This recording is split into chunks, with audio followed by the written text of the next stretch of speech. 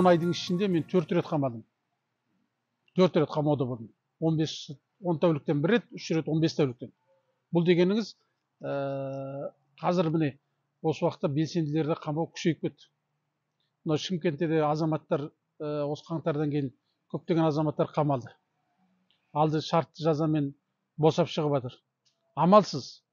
Соны мойындамасқа амалдар жоқ. Өйткені мойындамаса ол азаматтарды ары қарай соттап жүру мүмкін еді.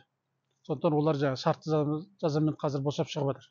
Мен ұстаған кезде 4 ретінде де жаңағыдай көшеден сырттан аңдып, повестка жібермей ешқандай сол сыртта жүрген жерінен жаңағыдай көшеден алып кетті, 1 рет митингіден алып кетті, 3 рет артынан аңдып жүріп жаңағыдай түнделетіп ұстап алып кетті. Мешітке бара жатқан кезде, бір жерде қонақтан қайтып келе жатқан кезде, баламды мектептен тосып алатын кезде сондай жерде сыртынан аңдып келіп ұстап алды. Бұның өзі енді биліктің былай қарап отырсаң өздері заңсыз әрекетке барады. Негізі заң бойынша болған кезде біз қандай да бір тәртіпті бұзған болсақ, бізге заң бойынша негізі сіз осындай тәртіп бұздыңыз деп бізге жаңағыдай шақыру жіберіп, осы арқылы біздің жаңағыдай үстімізден әкімшілік іс қозғау керек еді.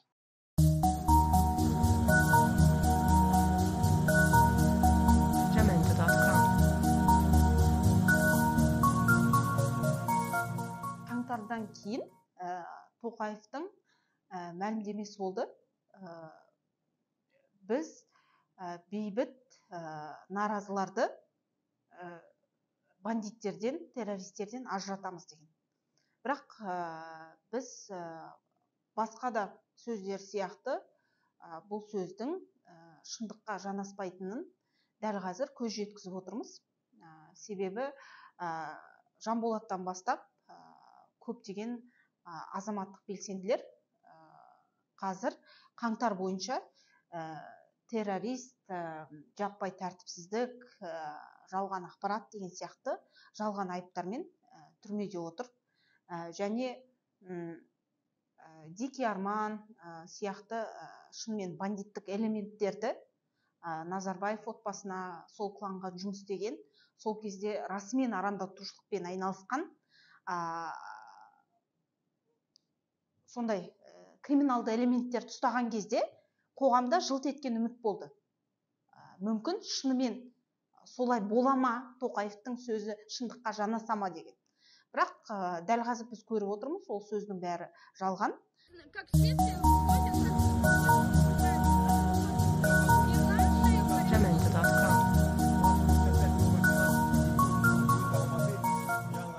Биліктің әрекеті бір аңдардың әрекеті ғой, жабай арыстандар бір нелер болушы еді ғой, бір аңдар өзінің жемтігін ұстап алатын кезде аңдып жүріп, құтты сол сияқты.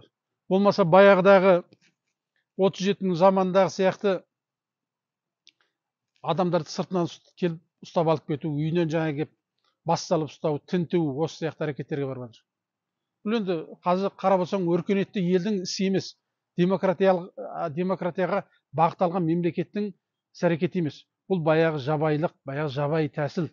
Азаматтарды қорқыту, үркіту, аңду, олардың отбасы мүшелеріне қоқан-лоққы жасау. Мәселен, біздің жаңа саптасымыз Абзал Досияровтың отбасына барып, ол жоқ кезде үйінің есігін ашып өткенде әйелі мен баласы жаңағыдай қорқып қалған.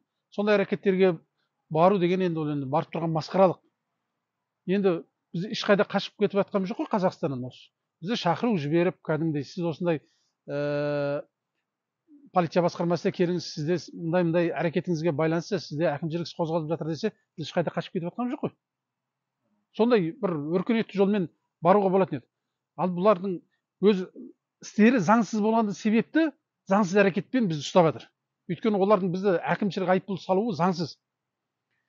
Себебі біздің заң бойынша, ата заңымыз бойынша әрбір азаматтың өзінің сөз еркіндігін айту, өзінің конституциялық ол құқығы нормасы бекітілген, конституцияда бекітілген. Ал біз сол норманы пайдалану мақсатында өзіміздің ойымызды ашық білдіріп жатсақ, ал оны сіздің әрекетіңіз заңсыз дейді, біз ары қарай әкімшілік іс қозғайды. Демек, биліктің өзінің істеп отырғаны ол заңға қайшы, ата заңымызға қайшы. Мына қазіргі полиция қызметкерлерінің, ұлттық қауіпсіздік қызметкері болсын, прокуратура болсын, бәрінің істеп отырған іс әрекетінің бәрі өздері заңға қайшы. Қаңтардан кейін бір кландық бір-бірінен биліктің біреуінікі әлсіреуі, біреуінікі көтерілуі деген сияқты болғанмен, жүйелі түрде өзгеріс болған жоқ. Сол авторитарлы, диктаторлы жүйе өзін сақтап қалды. Арандатушылықтың кесірінен, арандатушылықтың арқасында билік өзінің билігін сақтап қалды. Ал авторитарлы, диктаторлы биліктің табиғаты сондай. Олар кез келген наразылық, кез келген сондай потрясенияны міндетті түрде азаматтық қоғамды тазалауға, өздеріне наразы азаматтарды түрмеге тоғытуға пайдаланады. Сондықтан қазір Тоқаев қанша жерден реформалар, демократиялық өзгеріс, жаңа Қазақстан, екінші республика дегенімен, іс жүзінде авторитарлы, диктаторлы жүйе өзінің ісін жалғастырып жатқаны, қаңтарды азаматтық қоғамды қысуға, демократияны тежеуге, сөз бостандығын тежеуге, цензура орнатуға пайдаланып тұрғанын біз анық көріп отырмыз.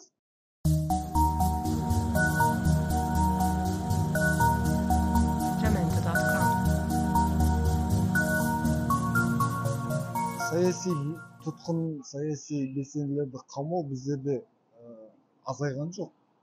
Ол бұрынғы адамдарды, мысалы 13 саяси белсендінің ісі қоғамға тараған, резонанс тудырған іс болды ғой. Оларды соттағанмен биыл шығарғандай болды. Шығарғанда бастарынан сипап шығарып жатқан жоқ. Бәріне сол қалған жазаларын үйге ауыстыру, жаңағы шектеумен шығарды. Бірақ есесіне оларды басқа саяси тұтқындармен орындарын толтырып отыр. Саяси тұтқындарды қамау, бұл жерде сен айтпа, ештеңені айтпа, қоғамдағы мәселелерді, заңсыздарды көтерме деген ғой. Біздерде саяси тұтқындар түрмеге тоғытылуы азайған емес, керісінше көбеймесе. Халықаралық ұйымдардың, қауымдастықтардың үндеулеріне біздің Ақорда құлақ асса, ол біздің халықтың алдында мойындап қойған еді. Саяси тұтқын жоқ деп, ол бұрында Назарбаев жүйесінде айтқан, қазіргі жүйеде де, Тоқаевтың билігінде де айтып жатыр. Бізде саяси тұтқын жоқ дейді. Саяси тұтқын жоқ дегесін, жаңа халықаралық ұйымдардың, қауымдастықтардың жіберген үндеулеріне олар салғырт қарайды. Себебі олардың айтатын, бізде саяси тұтқын жоқ дейді. Бірақ бар екені қоғам ішінде әртүрлі жағдайлар кездесіп жатыр. Бірақ оны мойындамайды Ақорда. Арон Атабек ол сөзсіз Назарбаев жүйесінің тұтқыны болды. Бірақ басқа тұтқындар алмасып тұрды ғой. Біреуін шығарады, бір тұтқын шықса, екі тұтқын отырады саяси. Қазіргі жүйе сол қалпында қалды ғой. Жүйе өзгерген жоқ. Тура соны жалғастырып жатыр. Және ол жақсылыққа апармайды.